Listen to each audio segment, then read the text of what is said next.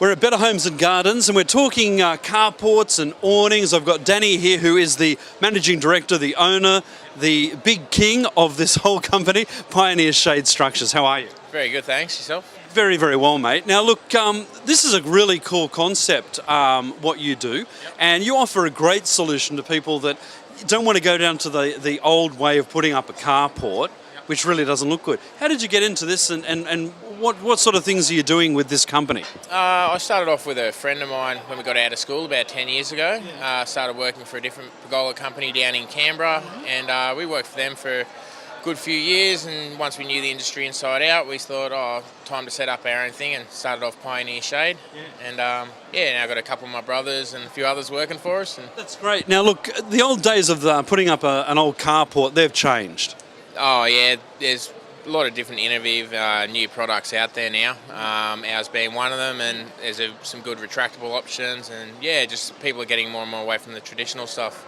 So these sort of structures that we're sitting under here, what would this be traditionally used for? A lot of people use it for poolside areas, carports. Everyone in Sydney now are getting on tighter and tighter blocks, so the cantilevers are handy just to have posts on one side only. Yeah.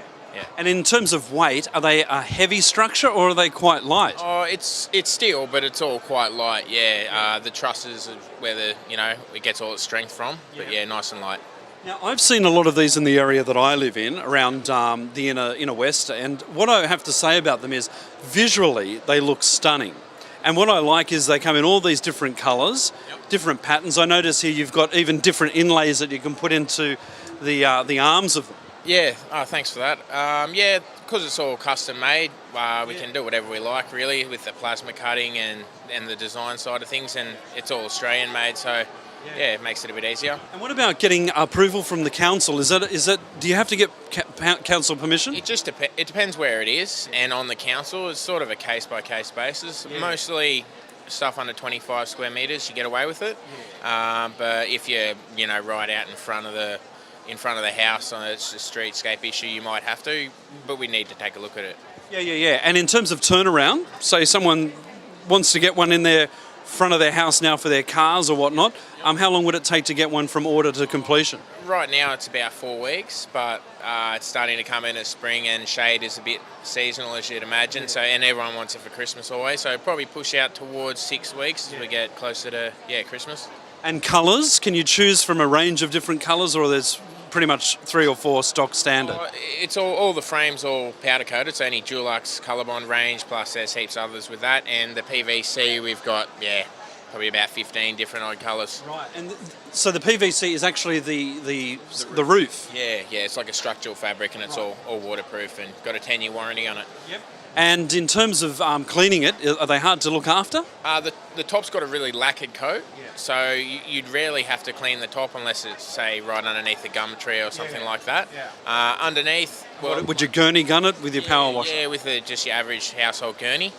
Usually I clean my one at home every 6 months at home, just from underneath, get rid of spider webs and stuff like that, but pretty low maintenance. Pretty low maintenance. Now, do they have guttering, or is there no guttering attached? Yeah, a lot of them do. It's easily to set up to equip a gutter on it, but just depends if you've got a garden bed to run it into, or you're flowing it back onto the household roof. It depends what your setup is. Right.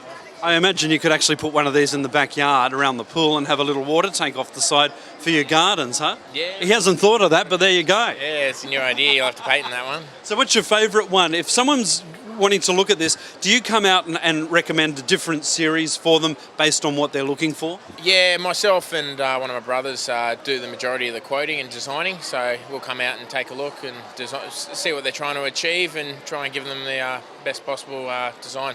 Fantastic. Well, there you go. Pioneer Shade Structures. We're out here at Better Homes and Gardens offering some really cool solutions. I love this awning. I don't know who would put yellow, maybe a childcare centre. Yeah, that's it. Yeah, there you go, a childcare centre, commercial.